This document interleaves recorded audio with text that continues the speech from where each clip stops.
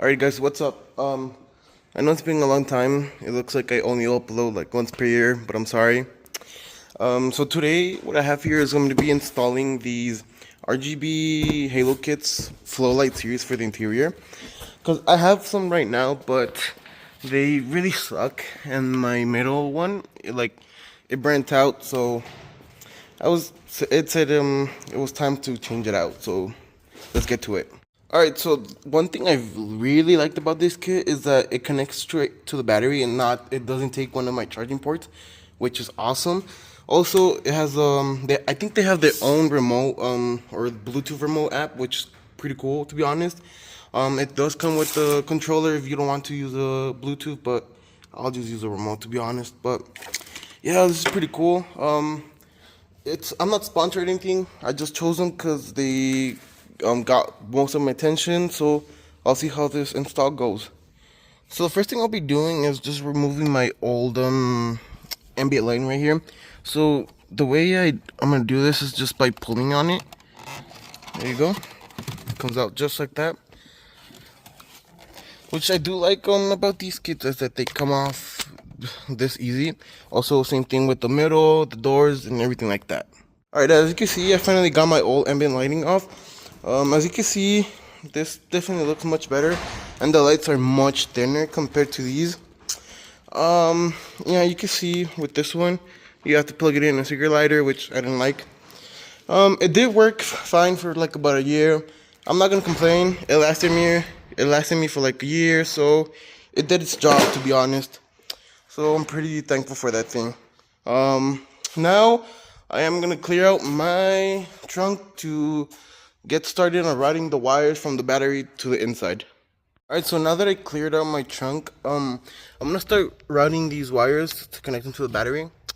But first, I'm gonna see how to route this so I can get like the max length and where to put the little heat sink right there so it doesn't like heat up or melt any of my plastics.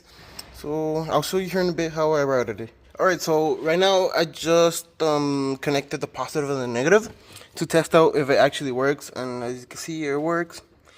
Color, yellow, purple, red, and let's put on music. No, that didn't work. Mode. Ooh, that's pretty fancy. Yeah, so it works. I'm gonna start routing these wires and I'll see how it goes. Alrighty guys, so the way I decided to run these wires is I went under my little black sponge right here, or sound deadening, and just ran the wires like this underneath it. And for the control box and the heatsink, I'm just gonna put them here for now. I still need to test if the cover doesn't like squish them too bad or anything like that. For the wires, I decided to just wrap them up like that because I had a lot of extra. I'll see if this works. If not, I'll try to see how other way it would work. Alrighty guys, so the way I ended up putting the controller, actually I just moved it a little bit to the left, or the passenger side, because in the middle it wasn't fitting, even if I stuck it in that little opening for the ridges. But for there, it fits in nicely. It's not leveling these, it's not pushing this up or anything, and the cables are just together here, so it's no big deal. It looks fine either way, so yeah. Alright, so I'm gonna start routing one of the lights to the dash over there. I'm a little bit skeptical that's gonna reach now that I think about it, but I'll give it my best try. If not, I'll see what I'll do. Alright guys, so I finally got this first piece in for the dash. It looks pretty nice, I won't lie. The only bad thing is that it wasn't able to fully cover it, which it does. It is kind of annoying because I went in for the whole look, but it is whatever. This piece was very annoying to install because I had to jam the wire through here, which was kind of hardish, but I just took off this side panel and this one bolt right here, and we'll just pull on this and the wire will go in. Use this little plastic thing they give you and just push in the wire like that inside, and you should be good. So yeah, I'm gonna get to installing the other ones. By the way, if you don't want any wires showing underneath. I'll just tuck them in the side panels here. This is for my foot lighting, and as you can see, you see no wires here that you can step on or rip by accident. Next up, I'm gonna do my driver's side door. Just so you get a little idea how I'm wiring this, I'm just gonna go like this. I'm going through there all the way to down here. I'll go behind the seat belt down here, took this in because it came out, and just straight ahead. So yeah. Alright, so to wire up the lights, they have these little connectors right here. Let me see if it focuses. Has a little arrow right there. So does the plug right here. I'm gonna ride it through here, all the way up here. I'm not gonna mess up with my wires right there because I know it's gonna be a pain to put back on. So I'm just gonna leave a little wire here. Yes, I know it's gonna look a little bit ugly, but it's mostly when the door's gonna be closed, so it's not gonna be too bad. I finally got this piece done. It was honestly very annoying to deal with because this LED strip is not flexible at all. So it took me about an hour to install this, but I have some tips now.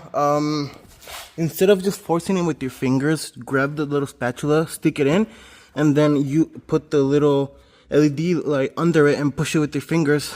That's pretty much the only way I found how to do it. But it works. It looks nice. Lighting it up all the way.